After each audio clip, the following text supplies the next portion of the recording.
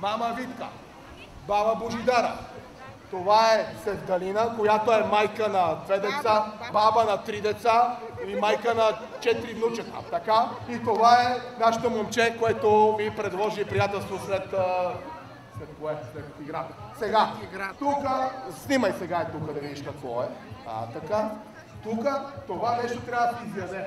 Който го изяде първи, ще получи 2 бири от красивата Златка. А тук са децата, които са жури. Това са журито. И те ще получат също награди. Това са, значи това е на Витка. На Витка какво си ти? Дъщеря на Витка. А тук ти на Божидара какъв си? Не си си, бе, внук си, бе. Ти забрави какъв си, бе. А тук на Севданина кой е? А ти какъв си? Какъв? Внук, бе, бате, внук. Добре, сега. Значи тук са журито, тук са участниците. Дай сега към участниците. Сега, давам старт. Това е страшна игра. Който е пил, бира пил, който не е пил, може пие. Гледайте и внимавайте. Давам старт. 5, хайде всички заедно. 5, 4, 3, 2, 1, старт! Давай! Атака на Божидара. Ти прегаде. Може би е много вкусно. И се дали да играе. Тук ще се плюе, ще се играе, ще се гълда.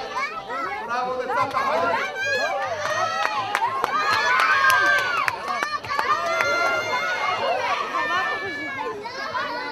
Значи атакуват. Браво, баба Божидара. Браво да влиза. Браво ви. Може, тук е победител. Тук е победител.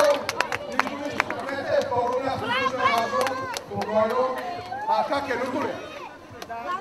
Какво му е люто, бе, Орис? Орис и зелен. Какво е люто? Ето тук. Така има чушки. Баба Божидара ще спечели награда за своя внук, бе. Слушай сега. Баба Божидара второ място. Баба Божидара второ място. Ето тук. Браво. Хапнете, значи не бързайте вече, няма смисъл да се бърза, хапнете си спокойно, пинете си. Сега, ти си първо място, ти си второ място. Златка, дай ми тук, хубавата Златка, дай ми тук една биричка за този господин. А на баба Божидара дай на нея една бира. Тя не обича бира, обаче сега ще почне да пие. Любимата бира тук. Правда да бира. Добре, ето ти биричката. На здраве, тук операторът те снима. Пие си сега за здраве, а вие деца, тук тримата, ще ви вода на фрещите, ама само вас. Божидара, как се представи баба?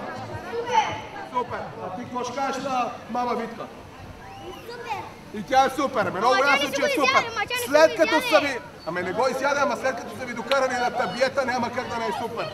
Продължаваме играта, отпуснете се и след това отново продължаваме.